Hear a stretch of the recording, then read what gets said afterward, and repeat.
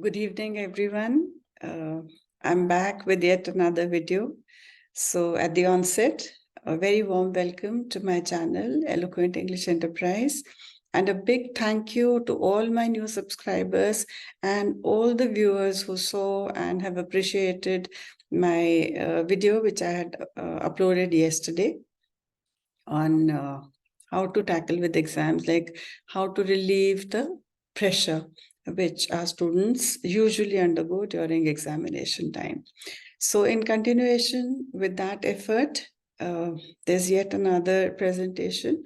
And here I'm going to discuss a few tips which, if followed religiously, then I'm sure a lot of your burden is going to be removed or at least lessened to quite some extent. So these are subject-specific tips which I have, I've collected for you. So here goes. I'll share my screen, and I have not animated this presentation because it distracts you a bit. So just pay attention to the text, and if you feel like noting down something, you can pause the video because I don't want to make it very long. So here we are.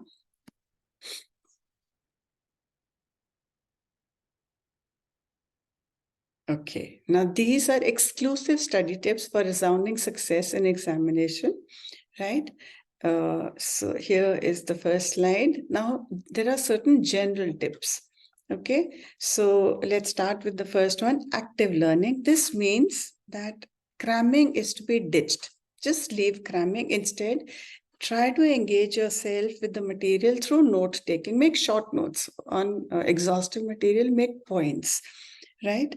Summarize, explain in your own words, and if possible, explain those concepts to your friends and whoever is there with you. Create mind maps and practice problems. So when you do something practically, it is of utmost help.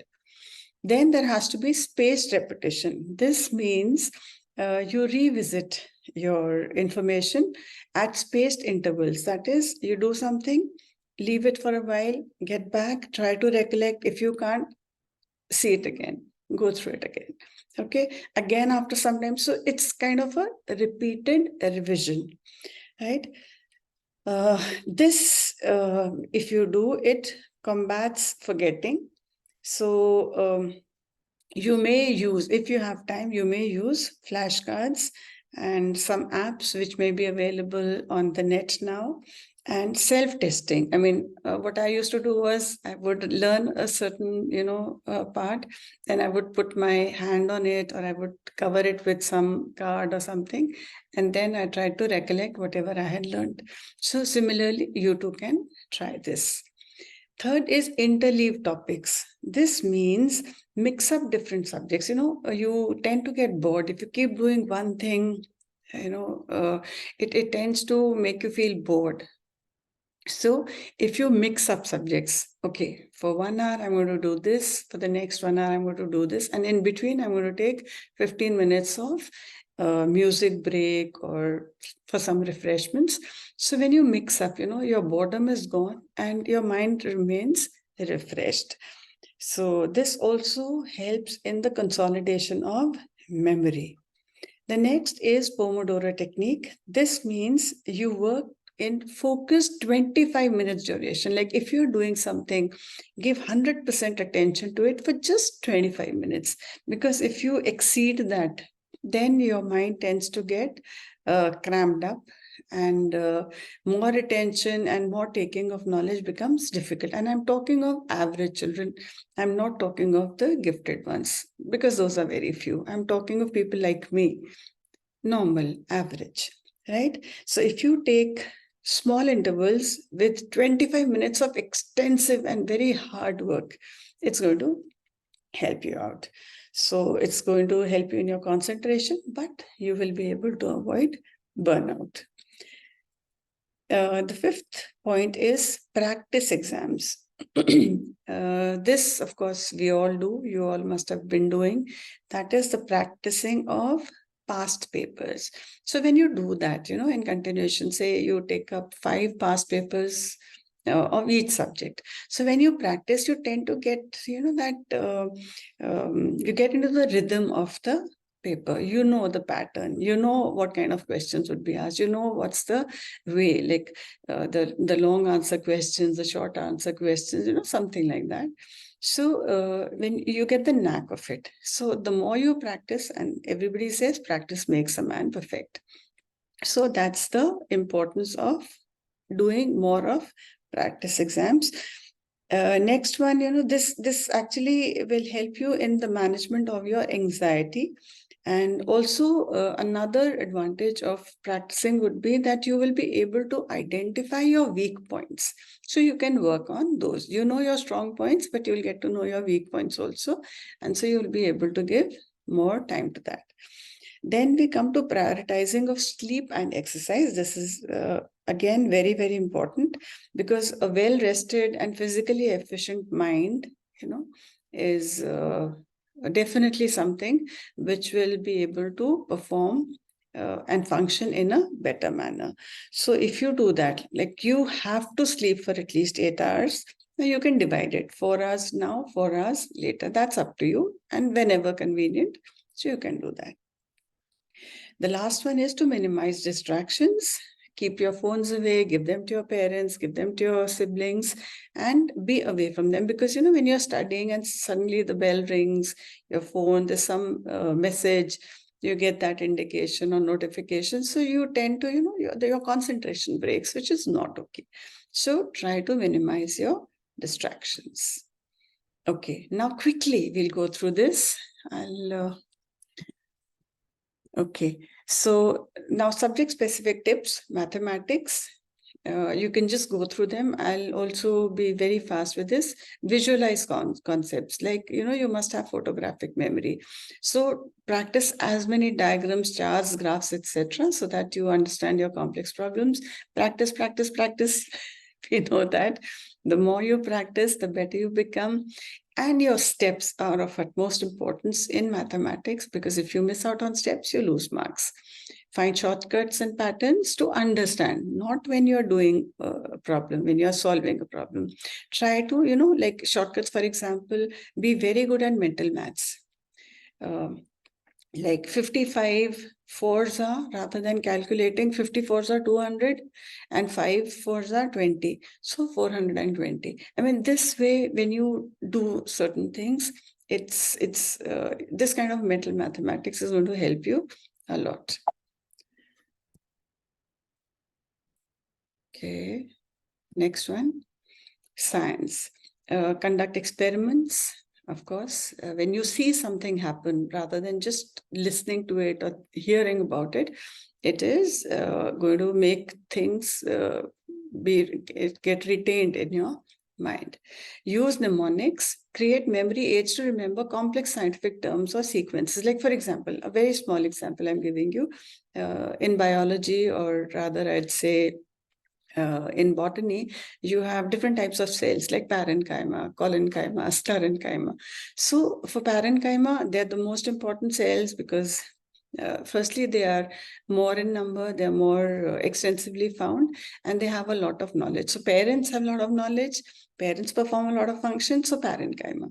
Okay, sclerenchyma, they are woody kinds of cells. So, and in our body, we have a skeleton. Skeleton is hard. So, sclerenchyma can be related to the skeleton. I mean, this way, when you relate things, it's easier to remember their functions, what their importance, and what they are. So, this was just one way. Then focus on real world applications. Of course, all our scientific phenomenon are related to the real world happenings. So when you also try to find relation between two, then it's going to be easier for you to remember. Visualize processes. When we were young, when we were students, we just had diagrams to refer to, or maybe some models, but they were not working models. Today, you are lucky to have so many apps, you have YouTube videos. So when you see these things, when you see the processes happening, some exothermic reaction, endothermic reaction, how would your different systems in your body work, or in physics, like what is focus, what is the center of, what was it? The optic center of a lens or something. It's difficult to remember all these things now. So when you see them, I'm sure you will be able to remember nicely and forever. Social studies create timelines. In history, you can have, timelines for, say, 500 years. So 500 BC to 0 BC, 500 years. Zero means like when we start with the AD part. So from there to 500 AD. Then 500 to 1000 AD. So those 500 years or 200 years, it's up to you. If you make a timeline, if you make a chart and try to have a photographic memory, I'm sure you'll be able to remember dates very easily. Engage with primary resources as much as you can. Read speeches, first-hand accounts, and not just from one book. Try to have reference books. So when you do this, it's going to help you a lot. Debate and discuss, of course, the different things which have been happening. The more you debate, the more you talk about something, the more is your attention. Use simulation and games. You go to Google Earth and Google Maps. It's going to be easier for you to remember. I'm not very good at commerce, but I've just tried to, gather a few points. Case studies, I believe, are very, very important for you to remember all kinds of theoretical knowledge. So the more case studies you can study from different, sources, the better it's going to be. Create mock businesses. Have 2-3 friends together and create a mock business, just as you have a mock United Nations in schools. Similarly, you can have a mock business association also. Use financial calculators and softwares. Learn to utilize tools which are commonly used in these fields so that you can analyze data, because data analysis is the very big thing, in the modern times. Follow current events. Go to Google Trends. See what are the current trends and events, so follow them, and I'm sure your knowledge is going to increase manifold, and you'll be able to think of things on your own. Environmental science is not a very common subject at present. It's at a junior level. So I'll just go through the points. Connect to nature, have small scale environmental projects. Simulations are very good resources to remember things, and try to engage in eco-friendly activities. You can have your own those pits where you can make manure, you can put earthworms over there, and you can have rainwater harvesting. So all these things can be done practically, and they are not difficult. They're very easy things to do. So in conclusion, remember, the best study methods are those that work for you. Do not copy anyone. There are so many things, so many ideas I've given you. Select the one which suits you best. Okay, don't try to do everything together. Experiment with different techniques. Try out. If you feel it's helping you, continue. If you feel it's not, just leave it. And try to do things which you feel are interesting and you love to be engaged with. Okay. Whenever something is boring, take a break and adjust your approach to maximize your learning. And definitely you will be very, very successful in your exams. So your effort should be to have as much of retention as possible in whatever way you can. So in the end, I wish you all the best, because I very firmly believe, and that's my mantra, you should also follow that you can do it. In your words, I can do it. Okay, so wishing you all the very best once again for your exams, whatever class you may be, and I know you can do it. I have a lot of faith in the young minds today. You are much, much better off than what we were in our times. So thank you for watching. Thank you for being here.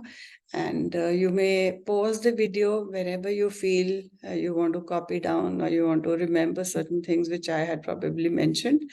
So it's going to be good for you.